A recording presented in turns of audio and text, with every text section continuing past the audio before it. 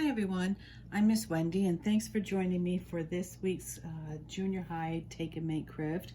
It is the Tic-Tac-Toe game in a bag. You have the instructions, you have all of the items you need to make this. I did not include a ruler, as most of you should have a ruler at home, nor did I include tweezers. These will come in handy to help peel the stickers, but you don't need them. If you don't have any tweezers, that's fine. So as I said, it's a tic-tac-toe. The bag not only acts as the game piece holder, but as your game board. And once it's done, you can just close it up. It stores easily. You don't need a lot of room. It can fit into a little bag if you want to take a road trip. It's so much fun. You can take it anywhere with you, and like I said, it doesn't, you can just go in a little drawer. It doesn't take up a lot of space like a box would normally do. So the first thing you want to do is draw the lines on your game bag. Let me put those out of the way. And as you know, you need 9 boxes, but you actually only end up drawing 4 lines.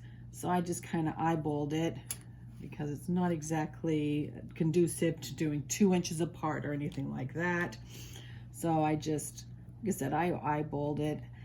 The ruler just helps you draw the straight line. So let's do, one's going down. Of course, some of mine are not equally distanced. That doesn't surprise me. And then, of course, you need your 2 going across this way to get your 9 boxes. Now, I should have put a paper or some cardboard underneath. Thankfully, I did not go over onto my tablecloth. But whatever surface you're working on, if you have a tablecloth or if it's just on the wood surface, put something underneath just in case your marker does go off your bag. You can open up the bag that all your, I wanted to say ingredients and not ingredients, but what your pieces, what your items came in, and just cover your surface with that. So now you have your game board, your 9 squares. You're going to take your discs and figure out which 2 you want to use first. In this bag, the ones that I have completed, my discs have cats on one side and pigs on the other, and then the other ones have dogs or llamas, and that way you can switch up the game a little bit. If you do want to make sure, if you're going to do a dogs versus cats, you cannot put dog and cat on the same disc, because you're not going to be able to show one at a time. So that's why I did cats versus dogs, or you can do pigs and llamas, or you can even do llamas and cats, pigs and dogs. So let me just put those away to the side. As I said before, I only use the tweezers because sometimes it's a little easier to peel the different, where's my dogs? Peel them up a little bit.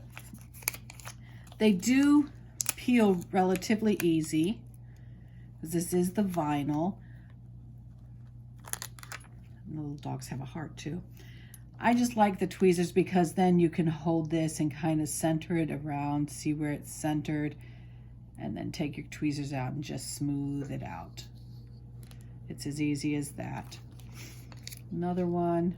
Like I said, if you don't have tweezers, that's okay, because it's not necessary.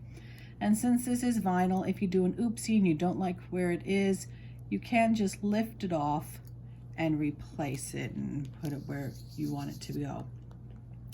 I originally started out by painting these discs, but I didn't like how it came out lumpy. So that's why I went and I used the Cricut machine again to cut out stickers. And don't forget, we do have a Cricut machine at the library that you can borrow to experiment.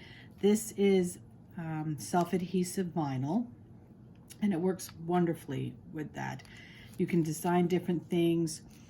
At first I was going to do cat and mice, because I thought that'd be kind of cute, cat and mouse game, but I just didn't see a mouse image in the Cricut storage of items, graphics that I liked. So I went with cats and dogs, and then pigs and llamas, because I love llamas. So that's as easy as it is. If you have some Mod Podge at home, you could put a little bit over it. I did on these other game pieces, but quite honestly, I don't think it helped. And I could feel it. I thought it would be a little smoother, and it's not. You don't see it because, you know, the Mod Podge does dry clear, but I didn't like the way it felt. And I don't think it's really going to save it, make it last any longer.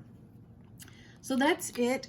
Once you have everything done, then you can challenge someone to a game of tic-tac-toe, cat, dog, mouse, cat, dog, llama, and away you go.